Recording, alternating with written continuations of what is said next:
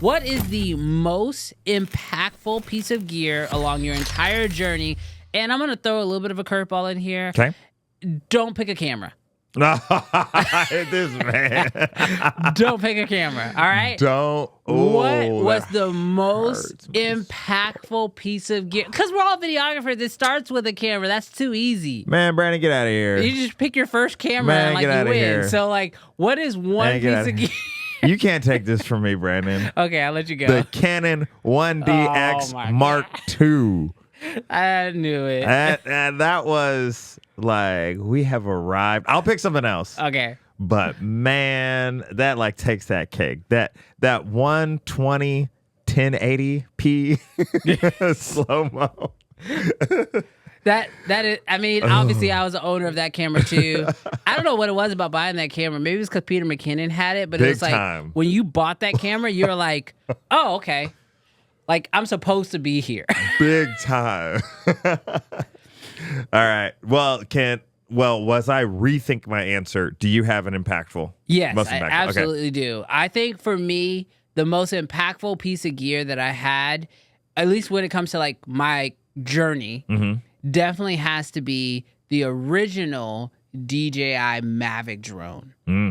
Now, I had played around with the Phantom 3 and then the Phantom 4s, and they were great drones, but they were always so difficult. Like the flight process, the setup process, you had to hold the drone and spin around in a circle and then flip it upwards and then spin around again. And they were so much work to them. They were so heavy, clunky, and everything. And when the original Mavic came out in its compact folding size, it was the first time where I was just okay, this is a drone that I could carry with me every single day. And I did. Yeah. And this also happened to be around a time where I was shooting a ton of real estate. So I used it a lot. And so it became the thing that helped me separate myself. I got my drone license. I was licensed. I had my insurance. I had this amazing drone that I could use on a regular basis.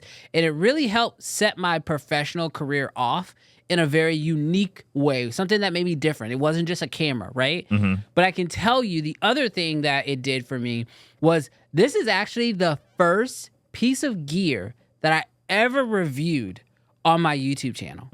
And I made this review, didn't really know what I was doing at the time. I was just I kind of like camera reviews. I kind of like reviews. I want to talk about this drone. But everybody else who was talking about the drone at the time were talking about it from just as a drone enthusiast. That was a thing for a while. It was some people were just drone enthusiasts. They weren't even filmmakers. They just wanted to fly a drone just for the sake of it.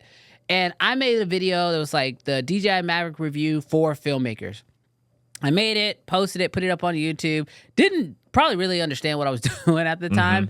And I remember it was around holidays because I remember specifically we were at some family get together. It must have been Thanksgiving dinner or something like that. And I just looked at my phone and I was 20,000 views. Oh, wow. 20,000 people looked at this video. Now, before that, I had posted little stuff here and there from previous drones, but it was just test flights and stuff. And they maybe got 100 views here, 40 views here. Nothing crazy. This first review that I put out did crazy numbers. And I was just oh my gosh, there are other people like me who enjoy this type of stuff.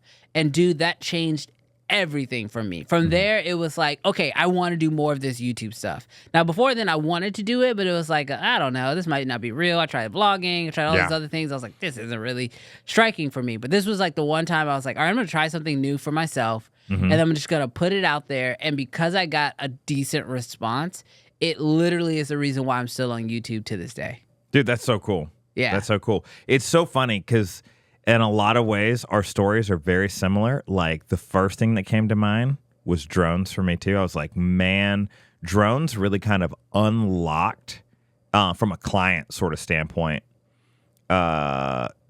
capabilities that, anybody can walk around with a camera, but not everybody had a drone. Yes. And just doing drone shots were incredible. But I'm a pivot.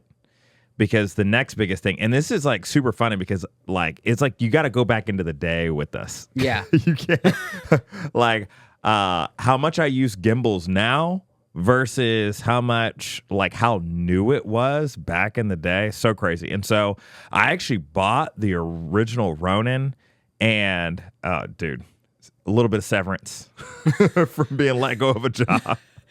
And so I had a few $1,000s to burn. But I remember oh my gosh, I was using that on weddings, and that was so cool.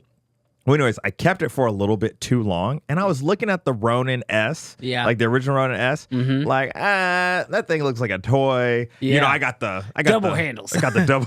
Yes. And so the probably most impactful piece of gear outside of a drone or a camera was probably the Ronin S for me, because I was on a real estate shoot, and I had a buddy that showed up. And he had the Ronin S, and it was the first time I had seen it in person and seen anybody use it. And Brandon, you probably know this, trying to go through doorways with two handles and hitting, and then having to redo the shot, and hitting and having to redo the shot. And it's just and when I saw his footage coming off his C200 on a Ronin S, I was like, dude, this is crazy. Your footage is still smooth. Right.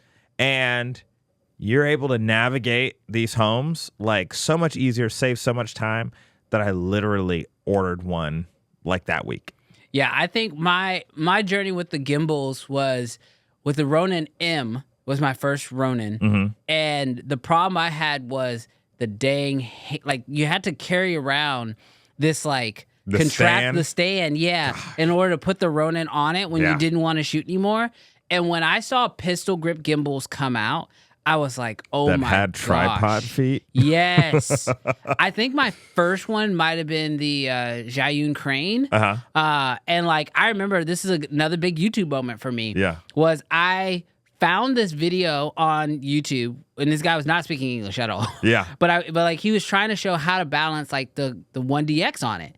But it was you had to basically trick the system. Oh yeah. And you're basically probably voiding a warranty, right? Yeah. But you had to take a piece apart in order to drop the angle down a little bit, and then you could get the 1DX2 to mount on it. And I had to watch this guy's video over and over again because the camera quality wasn't that great, and he wasn't speaking English. So it was what is he doing?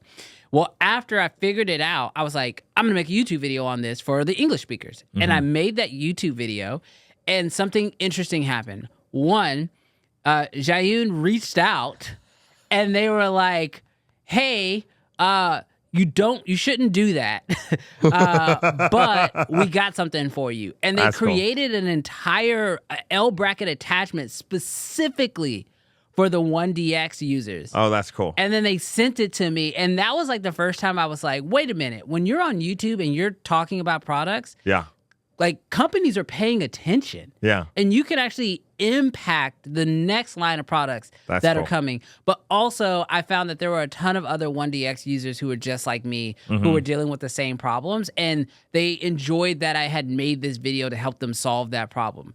But then shortly after, DJI comes out with the Ronin S, and they didn't have that problem out of the box. They figured it out of the gate. So I quickly switched over to DJI for that. I kind of went back over to DJI. Yeah. But yes, dude, those pistol grip gimbals were game changers. They had some of I feel and obviously we're past the point of innovation now with the gimbals. Pretty much all the gimbals have all the features and do all the things. Right. But they were leveling up so quickly. Yeah. Year after year after year after year, that now, man, that Ronin S, while it has a warm spot in my heart and it's just sitting somewhere on a shelf somewhere. Gosh, the new ones are just how did we not have locking arms? Dude, I don't even remember wanting stuff like that. I was just so blown away that I didn't have to run the two-handle system, that it was just I just wanted better support for heavier builds. And DJI, I will always say that I feel when it comes to motors, they have always been the best when it comes to motors. Yeah. Now, there have been other brands that have come out with some really cool features. I know, I think Zhiyun was one of the first ones that gave you camera control, which I was like, oh, that's really cool. You can start and stop recording directly from the gimbal, or you can actually adjust things like your aperture or something like that directly from the gimbal itself. But like DJI is quick to adopt those things that we're looking for, but it's always the motor that is like, it's super smooth, it works really well, and like as a, you know, especially when I was, you know, when they were really the most impactful for me when I was just getting started, I needed something that just worked. Yeah. Because I had a whole bunch of other things other problems I was dealing with at the time. I was like, I don't want the gimbal to just not work. So, Oh, yeah. No, absolutely. Yeah, no, I appreciate them. Like, it's cool to have an app, but to remember your password and all that sort of stuff, and having to connect to Bluetooth, and what if it doesn't connect? So I appreciate like that they had an app, but then they eventually moved to being able to calibrate it on the screen. So many different things. Obviously, we're old filmmakers, but Hey, wait. Were you about to hit the subscribe button? You were. Don't do that. No, I'm serious. Don't hit the subscribe button. We only want people here who love cameras, and you know, so don't do it. Oh, you do love cameras? Well, you still probably shouldn't do it. Okay, you can go.